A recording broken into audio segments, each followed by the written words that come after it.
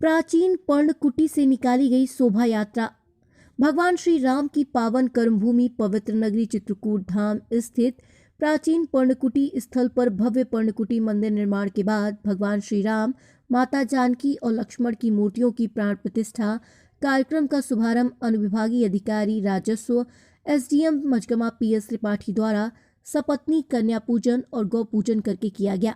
SDM PS Tripathi ने जानकारी देते हुए बताया कि पर्णकुटी का अभिलेख राजस्व के लेख में 1885 से उपलब्ध है और अब शासन द्वारा बजट पास हुआ और पर्णकुटी का भव्य मंदिर का निर्माण किया गया। साथ ही यह भी बताया गया कि आज शोभा यात्रा निकाली गई है और कल मूर्तियों की प्राण प्रतिष्ठा कर भंडारे का आयोजन किया जाएगा। तो वहीं नन्हे राजा साहब ने बताया कि पर्णकुटी सन 1885 से राजस्व अभिलेख में दर्ज है और मेरे द्वारा इस विषय में पूर्व में रहे एसपी व कलेक्टर से संज्ञान कराया गया था और उसी समय राजस्व नक्शे में दर्ज देखा तो प्रसन्नता जाहिर की। साथ ही यह भी कहा कि चित्रकूट की असली पहचान पर्णकुटी भी है और मेरे द्वारा इस विषय में पूर्व में रहे एसपी व कलेक्टर से संज्ञान कराया गया था और उसी समय राजस्व नक्शे में दर्ज देखा तो प्रसन्नता जाहिर की। साथ ही यह भी कहा कि चित्रकूट की असली पहचान पर्णकुटी ही है। शोभा यात्रा में चित्रकूट के सभी मठ मंदिरों के साधु संत और आम जनमानस भारी संख्या में शामिल रहे।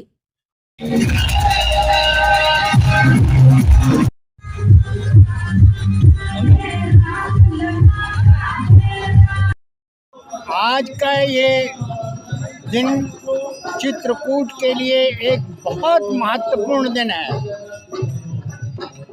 और यही पर्णकुटी असली चित्रकूट की पहचान है, आइडेंटिटी है। श्री राम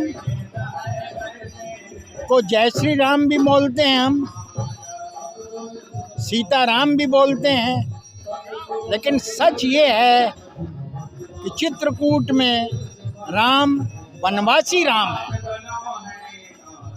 इसलिए उन्हें हम प्रणाम करते हुए पिछले वर्ष या पिछले गत वर्षों में एक यहाँ बड़े अच्छे मोहम्मदन एसपी हुआ करते थे, वो और कलेक्टर साहब मेरे घर पधारे थे, नीलांशु जी लेके आए थे। तो उन्होंने बहुत सारे विकास कार्य बताए चित्रकूट के।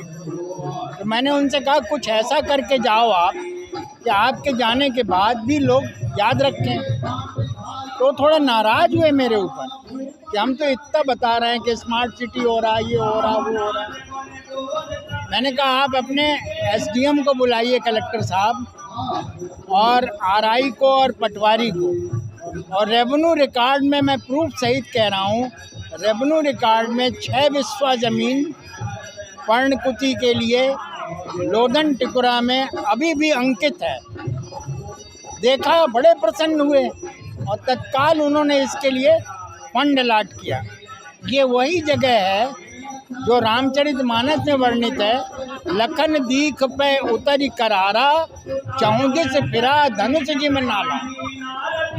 तो ये वो पुनीत स्थल है जहाँ श्री राम वनवासी रूप में इस भूमि ने उनको शरण दी थी, उनको छत दी थी कि आप चित्रकूट में रहो और यहाँ के आदिवासी पिछड़े वर्ग के लोगों का जन कल्याण करो। और यहीं से श्री राम को ऋषि मुनियों द्वारा वो शक्ति मिली जिसके माध्यम से उन्होंने पराक्रमी रावण पे विजय प्राप्त की। लक्ष्मण रेखा का प्रसंग सबने सुना होगा। लक्ष्मण रेखा देवांगना में एक ऋषि रहते थे, उन्हीं ने वो आशीर्वाद दिया था माँ कि आप ये रेखा यदि खिंचा देंगे तो इसके भीतर कोई प्रवेश नहीं कर पाएगा। और माँ मंदाकिनी ने भी, माँ अनसुईया ने भी सीता जी को ये ऐसे वस्त्र दिए थे जो नित्य नव नूतन नवल सुधाए। वो गंदे नहीं होते थे, हमेशा ठीक रहते थे, साफ रहते, सुथरे। तो श्री राम को अगर मर्यादा पुरुषोत्तम राम किसी ने बनाया है तो चित्रकूट की भूमि ने बनाया है। हम इसे सत बार नमन करते हैं। कहिए तो एक बात और बता दूं, अयोध्या से ये चित्रकूट की तुलनात्मक दृष्टि देखें हम,